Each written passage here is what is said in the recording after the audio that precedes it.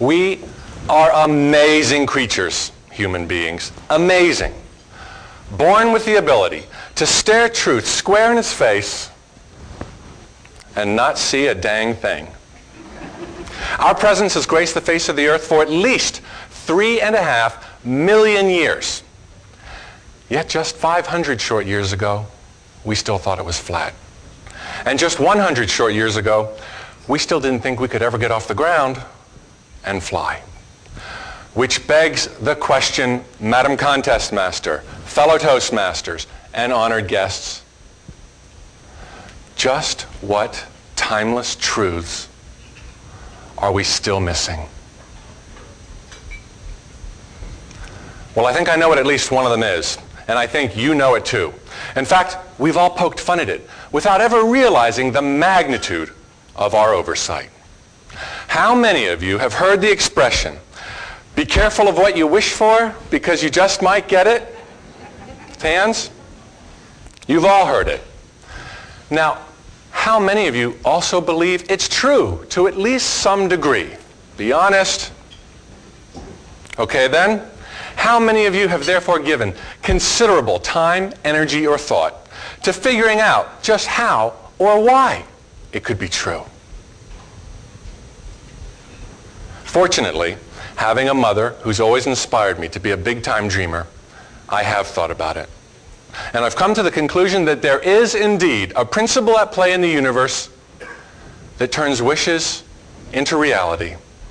It's the exact same principle that powers positive thinking, and it's the very same principle that explains why visualizing is an exercise practiced around the world. It's even encouraged in our basic Toastmasters manual.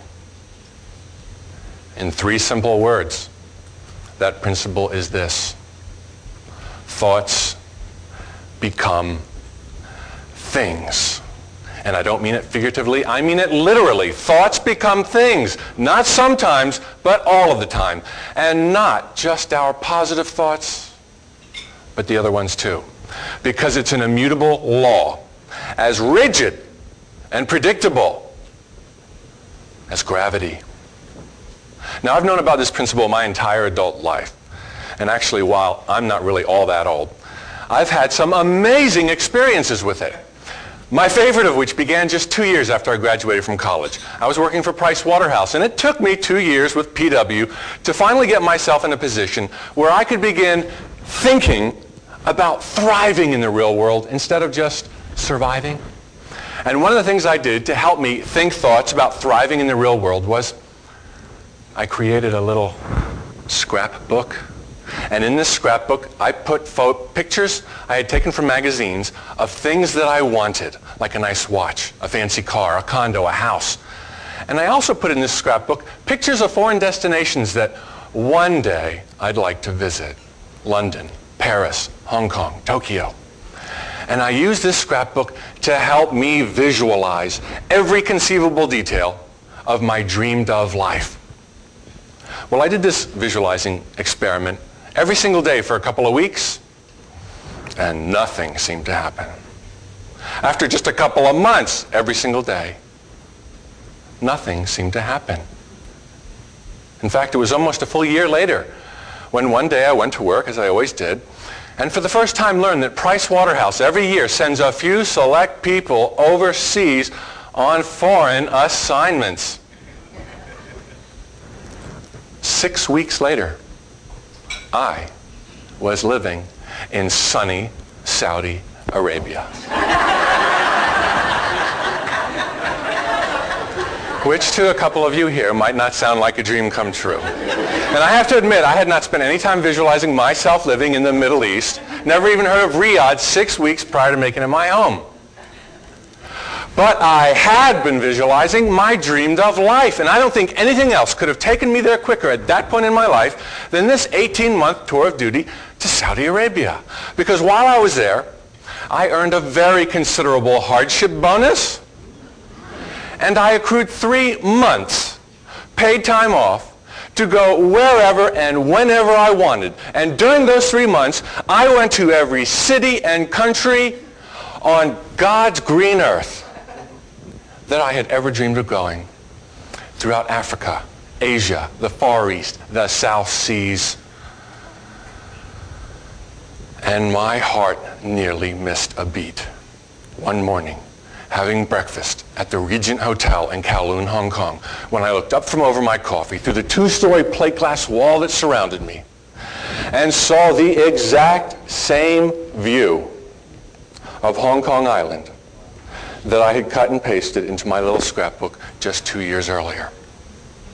I could go on and on, too, sharing with you more fantastic stories and some really sad ones, all illustrating how my thoughts have become the things and events of my life. But you know who else could do that, don't you? Every single one of you here, because it is an immutable law that governs all of our lives, whether we know about it or not. To illustrate, what happens when someone throws a ball into the air? Comes back down.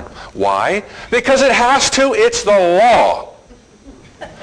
Now, does it matter who threw that ball? How old they are, how young they are, where they went to school, if they went to school. Does it even matter whether or not they know about the principles of physics and gravity for that ball to have to come back down to earth? Nothing matters once they throw that ball, because as it leaves their fingertips, the universe and its principles take over. And that's the exact same thing that happens once you choose your thoughts. So choose them wisely. Thoughts become things, whether you're visualizing or just daydreaming, thinking the good thoughts or worrying on your way to work.